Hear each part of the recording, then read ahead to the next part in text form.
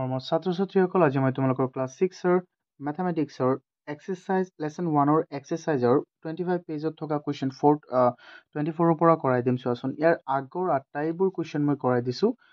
তোমালোকে সেই ভিডিঅ'বোৰ চাব পাৰিবা তলত দিয়া ডিছক্ৰিপশ্যনৰ লিংকৰ জৰিয়তে। চোৱা, এতিয়া ইয়াত কি কৈছে, কুৱেশ্যন 24ত কৈছে এ man bought a piece of land for 12,63,501 to build a house.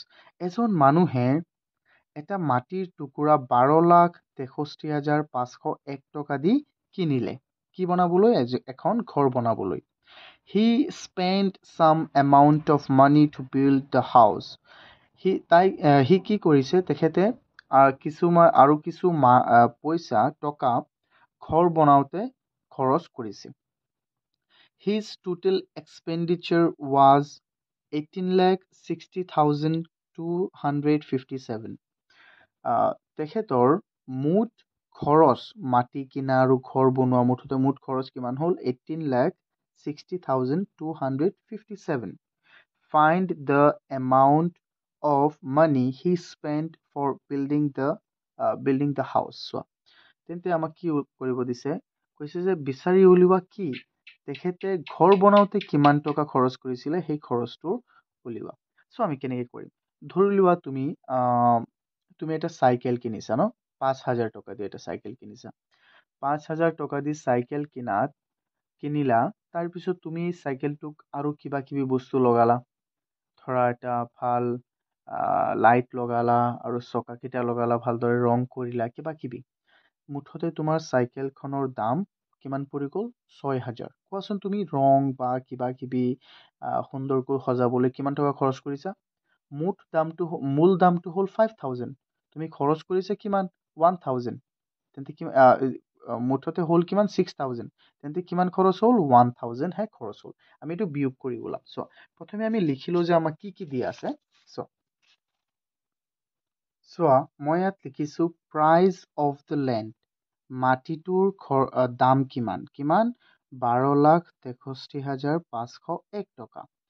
Total expenditure কিমান টকা খৰচ হৈছে? 18,60,257 টকা। তেন্তে আমি লিখি দিম। ইয়াত আমি কি ওলাব লাগিব? এতিয়া আমি ওলাব লাগিব যে কিমান টকা দি সি ঘৰখন বনাইছিলে। তেন্তে আমি ইয়াত লিখি দিম the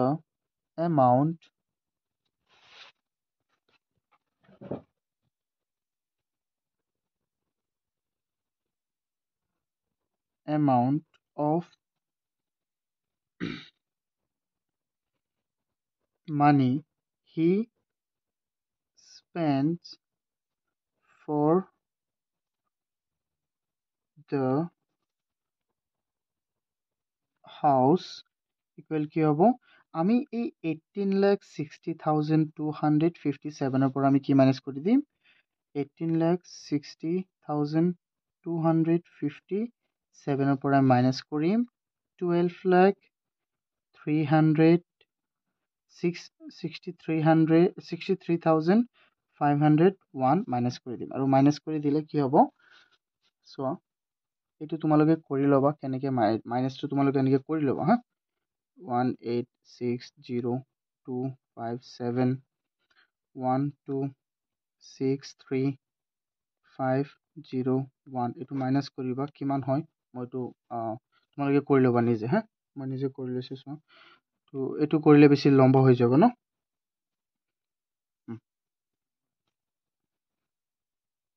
এইটো কিমান হ'ল আমাৰ? 5,96,750।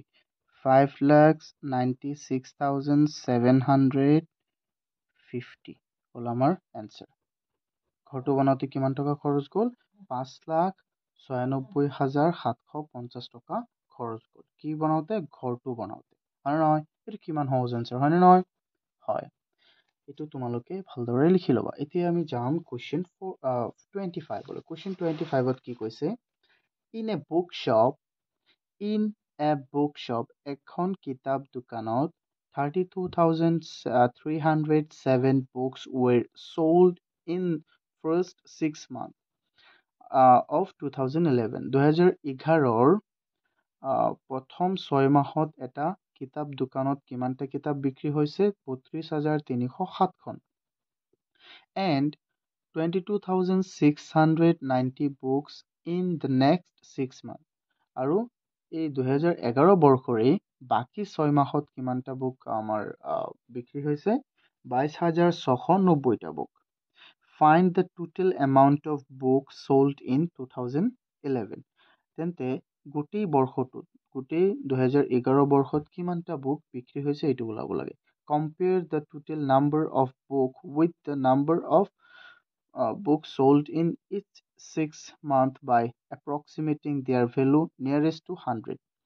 কৈছে যে আকৌ কি কৰা সেইটো ওলাবা 2011 চনত কিমান মুঠতে কিমান বিক্ৰী হৈছে তাৰপিছত তুমি কম্পেয়াৰ কৰিবা কাৰ লগত প্ৰথম 6 মাহৰ লগত নিয়াৰেষ্ট টু দেয়াৰ 100,000কে আৰু দ্বিতীয় 6 মাহৰ লগতো তুমি কম্পেয়াৰ কৰিবা. চোৱাচোন প্ৰথমে মই কি দিয়া আছে এইটো লিখিলোঁ.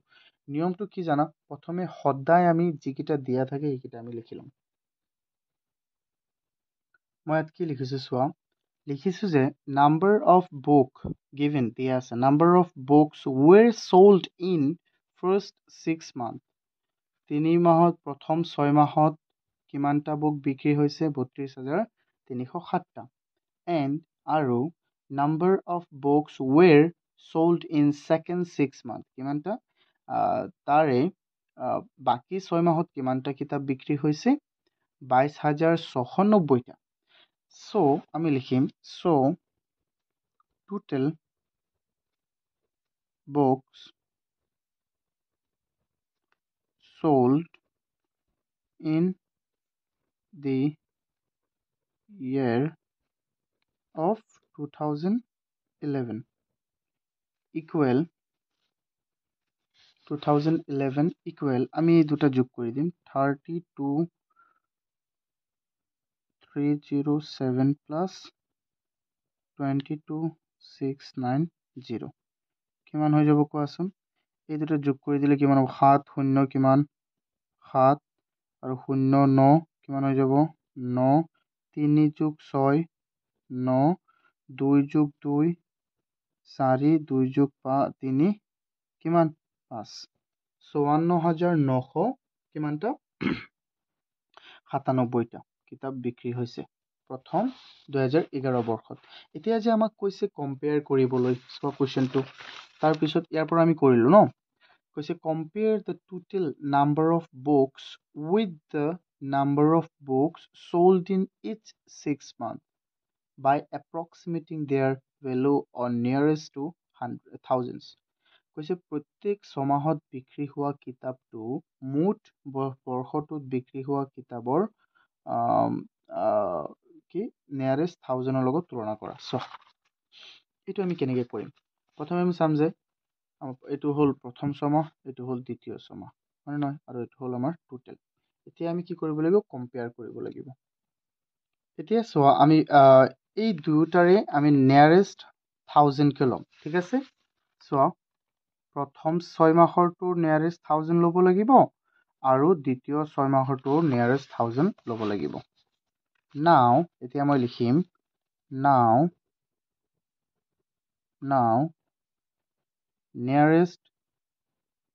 nearest to 1000 thousands of 3207 is কিমান হ'ব is লিখিব নালাগে ইকুৱেল লিখি দিয়া ইকুৱেল কিমান হ'ব এই 32,000 প্লাছ 30 307 500তকৈ সৰু হ'লে কি হ'ব ইয়াত এইটো হ'ব 32,000 হ'ব. আকৌ চোৱা এইটোৰ নিয়াৰেষ্ট টু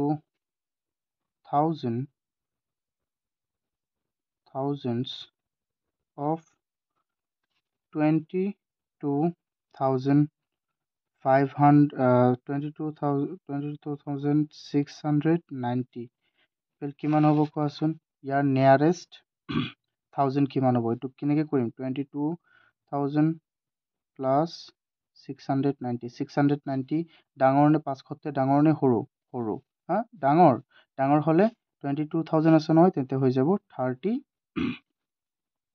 23,000 হৈ যাব 23,000 এতিয়া চোৱা ইয়াক আমি টোটেল কৰি দিলেও হ'ব so' total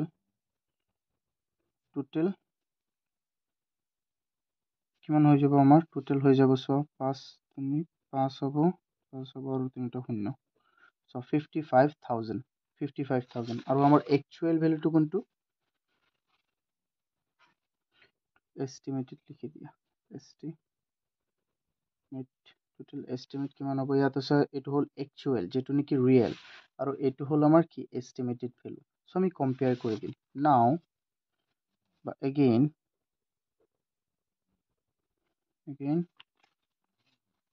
difference between so এইটো difference ওলাব লাগে এইটো differenceটো কৰিলে হৈ যাব compare ন so again এইটো ডাঙৰ তেন্তে আমি ডাঙৰটো প্ৰথমে বহাম 55,000 ৰ পৰা যদি আমাৰ যায় মাইনাস হয় 54,997 তেন্তে কিমান হৈ যাব চোৱাচোন তেন্তে আমাৰ হৈ যাব 3 so এইটো হ'ল আমাৰ আনসাৰটো ঠিক আছে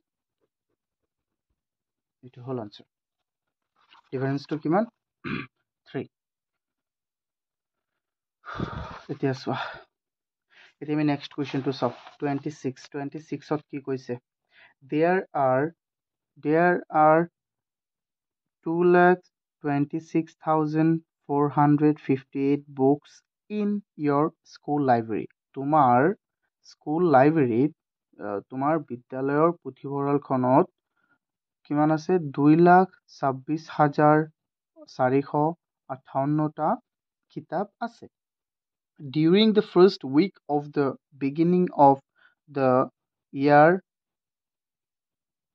কি কৈছে এইটো ইয়াৰ কৈছে হয় during the first week of the beginning of the year মানে এই বৰ্ষটোৰ আৰম্ভ হোৱাৰ প্ৰথম উইকত কিমান কি কৈছে 49,957 books were borrowed by students এই বৰ্ষটোৰ আৰম্ভণি সপ্তাহত কিমানটা কিতাপ ল'ৰা ছোৱালীয়ে লৈ গৈছে 49,957 how many books were left in the library আমি কি কৰিব লাগিব আমি চোৱা মুঠতে 2,26,458টা বুক আছে ইয়াৰে বৰ্ষটোৰ প্ৰথম সপ্তাহত কিমানটা বুক ষ্টুডেণ্টে লৈ গৈছে 49,957 ওকে এইটো হৈ গ'ল তাৰপিছত কি কৈছে compare the number of books by finding their approximate value to nearest thousand এইটো নকৰিলেও হ'ব ব্ৰেকেটত দিয়া আছে এইটো নকৰিলেও হ'ব বা তোমালোকে কৰি ল'বা approximate ভ্যালুটো ওলাব লাগে যেনেকৈ মই এইটো কৰিছিলোঁ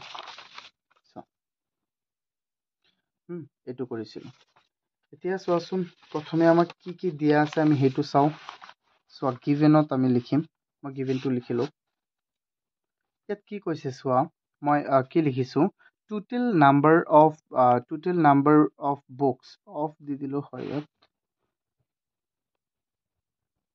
total number of books in the library মানে পুথিভঁৰালখনত মুঠ কিতাপৰ সংখ্যা কিমান চোৱা 2,26,458টা ওকে তাৰপিছত কি লিখিছোঁ মই total borrowed books by students মুঠ কিতাপ নিয়া কিতাপৰ সংখ্যা হ'ল আমাৰ কিমানটা 39,957টা তেন্তে কিমানটা কিতাপ আছে so total number of books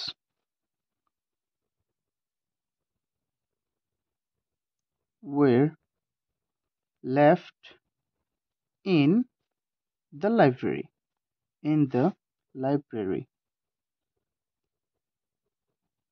কিমানটা কিতাপ থাকি যাব চোৱা আমি কি কৰি দিম মাইনাস কৰিম নে নাই কোৱা কৰিম কিমান কৰিম চাও কাৰ পৰা 2,26,458ৰ পৰা কি কৰিম মই কি মাইনাস কৰি দিম 39,957 8ৰ পৰা 7 গ'ল থাকিল 1 5ৰ পৰা 5 গ'ল 0, ইয়াত 4 কানা ইয়াৰ পৰা কিমান হ'ল 14, 14ৰ পৰা 9 গ'ল থাকিল 5, তাৰপিছত কি আছে ইয়াত আছে তোমাৰ কিমান 16, 16ৰ পৰা 9 16 আছে 16 নাই কিন্তু 6 আছিল 5, 5ৰ পৰা 9 গ'লে থাকিল 15ৰ পৰা 9 গ'লে থাকিল 6, ইয়াত আছে 21, 21ৰ পৰা গ'ল তোমাৰ থাকিব 4 17, এতিয়া আমাৰ টোটেল কিতাপ কিমান আছে ইমানটা আছে, এইটো হৈ গ'ল, ইমান কৰিলেও হ'ব, ইমান কৰিলেও হৈ গ'ল, ঠিক আছে তুমি এপ্ৰক্সিমেটটো ব্ৰেকেটত দিছে ওলালেও হ'ব নোলালেও হ'ব। এতিয়া চোৱা আমি নেক্সট কুৱেশ্যনটো চাওঁ। নেক্সট কুৱেশ্যনটোত কি কৈছে, নেক্সট কুৱেশ্যনটোত কৈছে a motorcycle dealer has 58 motorcycle in his shop, এটা মটৰচাইকেল ডিলাৰৰ কিমানটা মটৰচাইকেল আছে তাৰ দোকানত 85টা 85টা, cost of a motorcycle is 57,690, এটা মটৰচাইকেলৰ কষ্ট কিমান হয় 57,690 টকা। Find the total cost of 58 motorcycle. আচ্ছা চোৱা এইটোতো আৰু সহজ হ'ব, তোমালোকে নিজেই কৰিব পাৰিবা। চোৱা এইটো 27 সলিউশন গিভেনত আমি কি কি দিম চোৱাচোন। cost of a motorcycle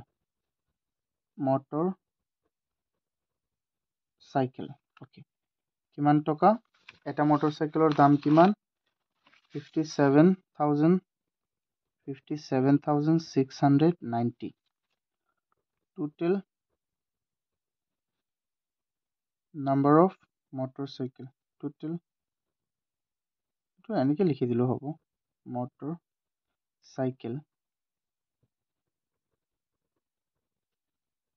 in the shop কিমান 85, okay তাৰপিছত এইটো এনেকে দিয়া 85 আছে, so the total cost of 85 motorcycle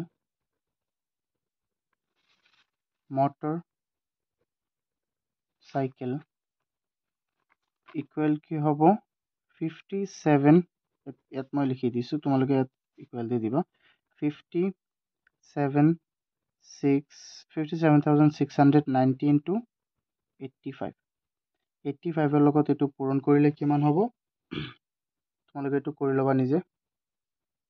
so এইটো কি হ'ব 49,03,650, এইটো হ'ব আমাৰ মুঠ 85টা মটৰচাইকেলৰ দাম।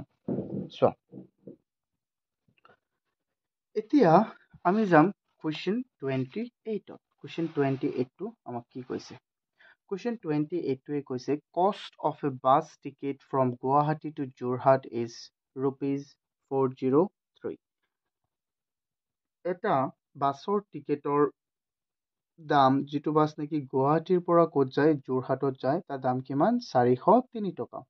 If the total cost of all the tickets against the seat of the bus is ₹24,180, যদি এই বাছখনৰ আটাইবোৰ টিকেটৰ দাম মুঠতে কিমান টকা হয় 24,180 টকা হয়। Find the total number of seats in the bus. So এইটো আমি কেনেকৈ কৰিব লাগিব, যিহেতু এটা টিকেটৰ দাম কিমান টকা 403 টকা আৰু মুঠ টিকটৰ দাম মুঠ যিমানটা সিট আছে তাৰ মুঠ দাম কিমান 24,180 টকা, তেন্তে সেইটো এইটো আমাক দিয়া আছে মুঠটো, তেন্তে আমি ওলাব লাগে সিটৰ সংখ্যা, এইটো আমি হৰণ কৰি দিম নে নাই কোৱা, হৰণ কৰি দিলেই হৈ যাব, হৰণ কৰি দিম। এতিয়া প্ৰথমে আমি লিখি লওঁ যে গিভেনটো কি কি দিয়া আছে, গিভেনটো বহুত ইম্পৰ্টেণ্ট হয়। সো মই কি লিখিছো total cost of bus ticket, এটা বাছৰ টিকেটৰ দাম কিমান 403 টকা।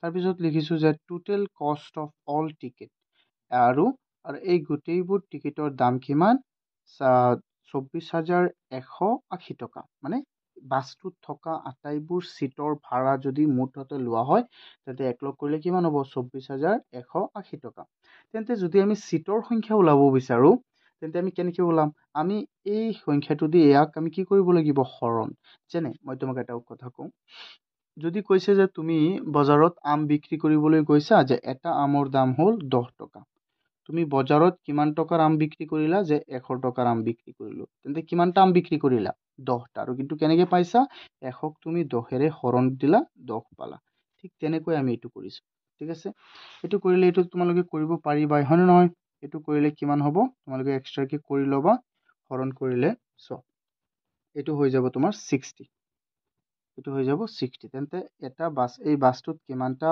আছে তোমাৰ কিমানটা সিট আছে 60টা সিট আছে ওকে এতিয়া চোৱা এতিয়া আমি চাম আমাৰ নেক্সট কুৱেশ্যন আৰু নেক্সট কুৱেশ্যনটো কি নেক্সট কুৱেশ্যনটো হ'ল আমাৰ 29ত কি কৈছে a person travel 13 kilometre by bicycle then 44 kilometer by bus and remaining 5 kilometers on foot to reach his destination find the total distance he covered এইটো কিমান সহজ কোৱা কৈছে যে এজন মানুহে 13 কিলোমিটাৰ কেনেকৈ যায় 13 কিলোমিটাৰ ভ্ৰমণ কৰে বাইচাইকেল মানে চাইকেলেৰে চ' 44 কিলোমিটাৰ ভ্ৰমণ কৰে বাছেৰে 5 কিলোমিটাৰ ভ্ৰমণ কৰে খোজকাঢ়ি আৰু তাৰ গন্তব্য স্থান পায় তেন্তে সি মুঠতে কিমান ডিষ্টেঞ্চ কভাৰ কৰিছে এইটো কিবা কুৱেশ্যন হয়নে কোৱাচোন নহয় চোৱা এইটো একেবাৰেই সহজ হয়নে নহয় চোৱা এইটো আমি প্ৰথমে গিভেনটো দিলোঁ মই লিখি লৈ আছোঁ প্ৰথমে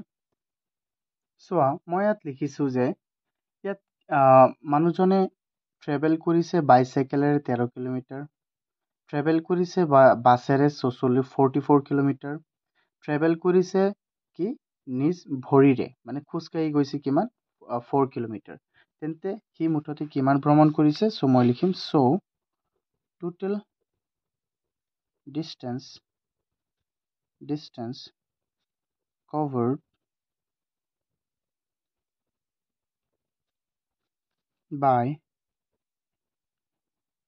this person equal কি হ'ব 13 plus 44 plus 5 কিলোমিটাৰ তেন্তে কিমান হ'ব 5 4 9 9 plus 3 কিমান হ'ব আমাৰ 2 মানে 12 12 2 1 কৰিল আৰু ইয়াত হ'ল 4 1 5 5 যোগ 1 6 62 কিলোমিটাৰ কিমান হৈ গ'ল আমাৰ 62 কিলোমিটাৰ হ'ল আমাৰ ফাইনেল আনসাৰ এতিয়া আমি চাম 30 কুৱেশ্যন 30 ইয়াত কি কৈছে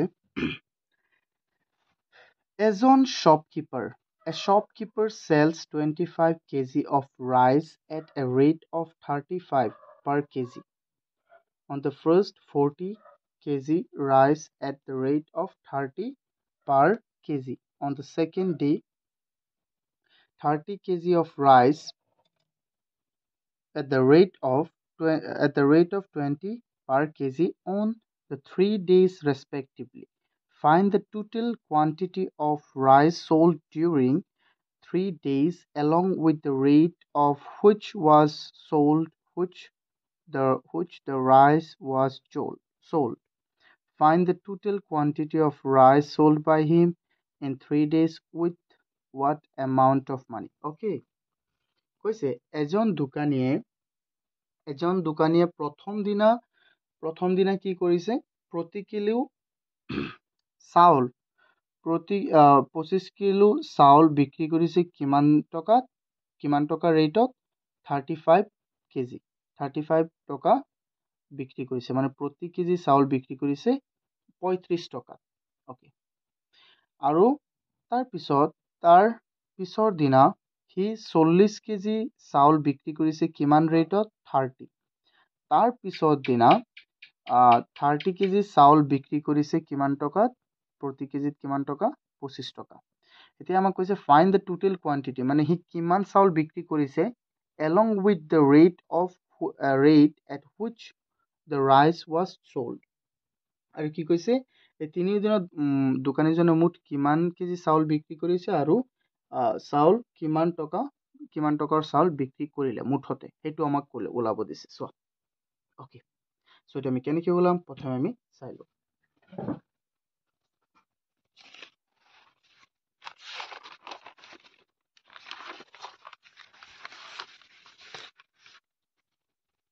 মই লিখিলোঁ গিভেন টু। চোৱা, এজন দোকানীয়ে বিক্ৰী কৰে কি 25 কেজি চাউল 35 টকা পাৰ কেজিত, 40 কেজি চাউল 30 টকা পাৰ কেজিত, 30 কেজি চাউল 25 টকা পাৰ কেজিত। তেন্তে দামটো কিমান হ'ব কোৱাচোন?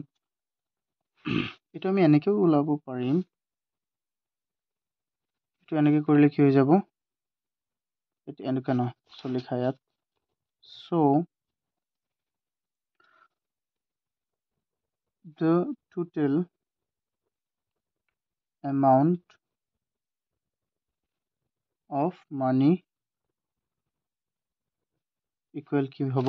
চোৱা, 25 কেজি চাউল 35 টকা কেজি, 25 কেজি চাউল 35 টকা, তেন্তে পূৰণ কৰিব লাগিব, প্লাছ দ্বিতীয় দিনা 40 কেজি চাউল 30 টকা, তৃতীয় দিনা 30 কেজি চাউল 30 কেজি চাউল 30 কেজি চাউল কিমান টকা? 25 টকা। তেন্তে এইটো কি হ'ব কোৱা? 25 পূৰণ 35, 25 পূৰণ 35 হৈ গ'ল আমাৰ 875 প্লাছ 3 4 গুণ 12, 2 শূন্য, আৰু 25 পূৰণ হৈ যাব তোমাৰ 75, 75 মানে 75 আৰু 2 শূন্য। এতিয়া চোৱা, টোটেল কিমান হৈ গ'ল আমাৰ? এই গোটেইকেইটা যোগ কৰি দিলে আমাৰ হৈ যাব 2825 হ'ল। এতিয়া আমি চাম যে টোটেল আমাৰ কিমান আছিলে, চাউল কিমান আছিলে।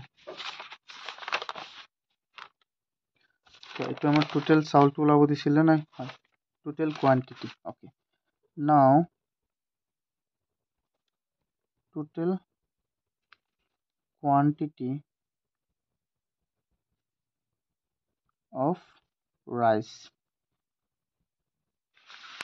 কিমান হ'ল? প্ৰথমে হ'ল 25 কেজি প্লাছ 40 কেজি প্লাছ কিমান 30 কেজি, কিমান হ'ব? 25 আৰু ইয়াত হ'ল আমাৰ 70 আৰু 25 কিমান হৈ গ'ল? 95 কেজি।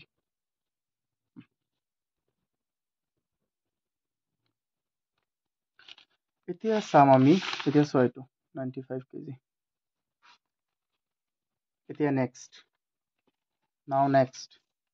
কুৱেশ্যনটো হ'ল আমাৰ there are 40 students in a school. There are 40 students in a school. এটা বিদ্যালয়ত কিমানজন ছাত্ৰ ছাত্ৰী আছে? 40 জন। Find how many liters of milk is required if 25 milliliters of milk is distributed to each of the students. ইয়াত কি কৈছে যে যদি এই ছাত্ৰ ছাত্ৰীৰ মাজত 40 জন ছাত্ৰ ছাত্ৰীৰ মাজত প্ৰতিজনকে কিমান মিলিলিটাৰ গাখীৰ দিয়া হয়? 250 মিলিলিটাৰ গাখীৰ দিয়া হয়, তেন্তে কিমান এই 40 জনক দিবলৈ কিমান লাগিব? এজনক যদি 250 মিলিলিটাৰ গাখীৰ দিয়া হয়, তেন্তে 40 জনৰ কাৰণে কিমান গাখীৰৰ প্ৰয়োজন হ'ব? ইয়াৰ কাৰণে তোমালোকে এটা বস্তু প্ৰথমে জানিব লাগিব যে এইটোতো তোমালোকৰ মনত আছেনে নাই বাৰু? মই ইয়াৰ ওপৰতো এটা ভিডিঅ' বনাইছিলোঁ যে 1000 মিলিলিটাৰ 1000 মিলিলিটাৰ ইকুৱেল কিমান? 1 লিটাৰ। এইটো মনত আছেনে বাৰু তোমাৰ? নে মনত নাই? অৰ্থাৎ 1000 মিলিলিটাৰ। চ' এইটোক যে আমি কওঁ এপোৱা বুলি কওঁ, হয়নে নহয়? এপোৱা গাখীৰ, সেইটো এপোৱা মানে 1 লিটাৰৰ 4/1 ভাগ। তেন্তে আমি ইয়াত কি কৰিব লাগিব?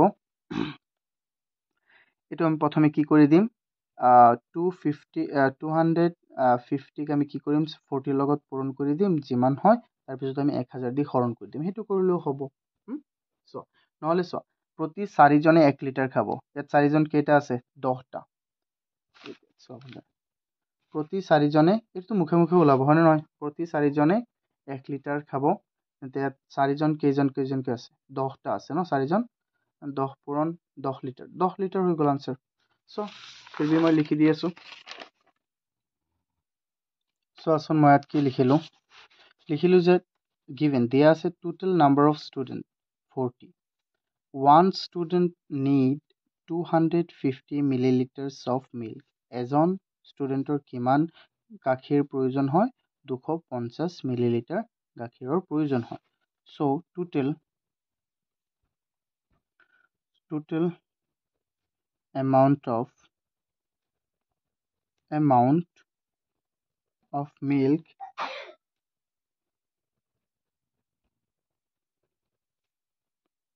equal কি হ'ব 250 এজনৰ যেহেতু 250 তেন্তে 40 জনৰ 250 into কিমান হৈ যাব আমাৰ 40 25 আৰু 25 into 4 কিমান হ'ব 100 আৰু ইয়াত দুটা শূন্য কিমান হৈ গ'ল 10,000 হয়নে নহয় এইটো হ'ল মিলিলিটাৰ্ছ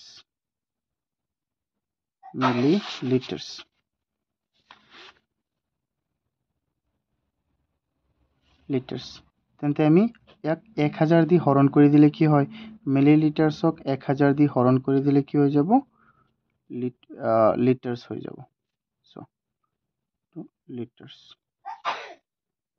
so 10 liters okay so that's the answer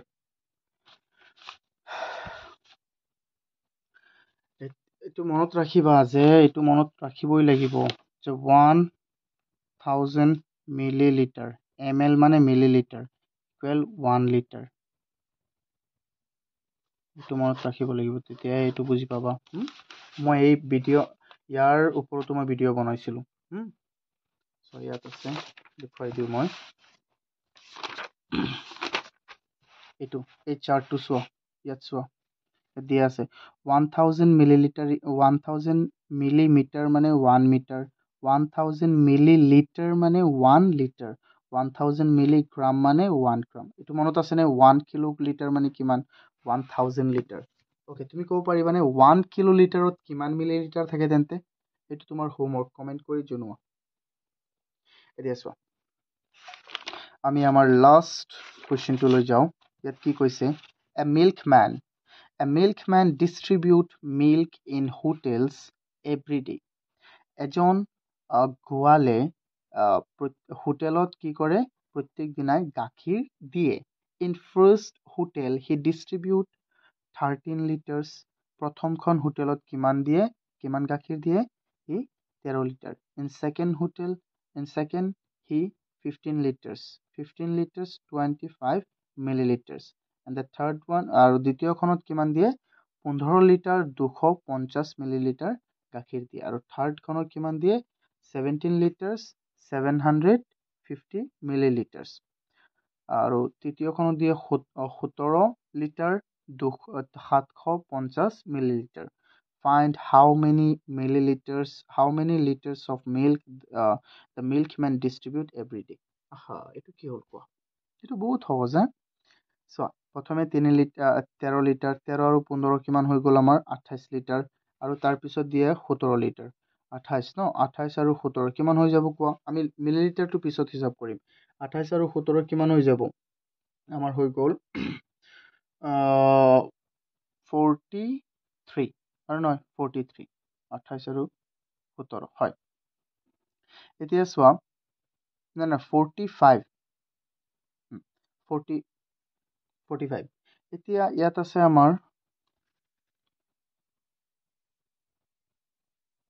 45 28 আৰু 17 45 হ'ব এতিয়া চোৱা ইয়াত আছে আমাৰ 250 মিলিলিটাৰ ইয়াত আছে 750 মিলিলিটাৰ 250 750 কিমান হৈ গ'ল কোৱা ইয়াত হৈ গ'ল 1000 মিলিলিটাৰ আৰু নহয় 1000 মিলিলিটাৰ মানে 1 লিটাৰ আকৌ আৰু 1 লিটাৰ বাঢ়িল তেন্তে কিমান হ'ব 48 মিলিলিটাৰ 46 লিটাৰ ওকে গিভেনটো মই লিখি দিওঁ তাৰপিছত চোৱা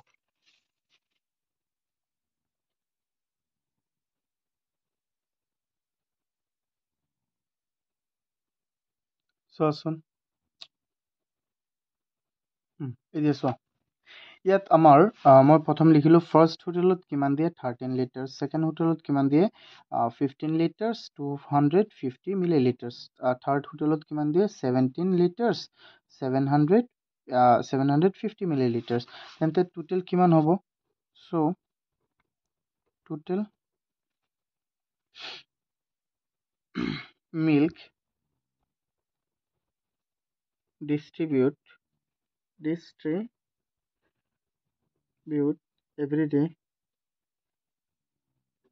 হ'ব ডিষ্ট্ৰিবিউট ইকুৱেল। চ' এইটো আমি যোগ কৰি দিম। চ' প্ৰথমে আমি এইকেইটা যোগ কৰোঁ হা। চ' 13 15 কিমান হ'ল আমাৰ 13 15 হৈ গ'ল 28, 28 আৰু 17 কিমান হৈ গ'ল 45, কিমান 45, তো মনত ৰাখিবা 45 আৰু ইয়াত হ'ল আমাৰ 250 গ্ৰাম আৰু ইয়াত হ'ল 750, কিমান হৈ গ'ল 250 মিলিলিটাৰ, ইয়াত হ'ল 750 মিলিলিটাৰ, 1 লিটাৰ হ'লে নাই কোৱা। 45 আৰু 1 লিটাৰ কিমান হ'ল 46 লিটাৰ। এইটো হ'ল আমাৰ লাষ্ট আনচাৰ। এইটো হ'ল লাষ্ট আনচাৰ। এইটো ভালদৰে চাবা, ভালদৰে কৰিবা। এই গোটেইবোৰ যদি বুজি পোৱা নাই, ইয়াৰ আটাইবোৰ ভিডিঅ' কমপ্লিট হৈ গ'ল এই চেপ্টাৰৰ, আৰু এটাও বাকী নাই। যদি তোমালোকে ইয়াৰ কিবা এটা বুজা নাই মোক জনাবা, ঠিক আছে, মোক কমেণ্ট কৰি জনাবা, মই ৰিপ্লাই দিম।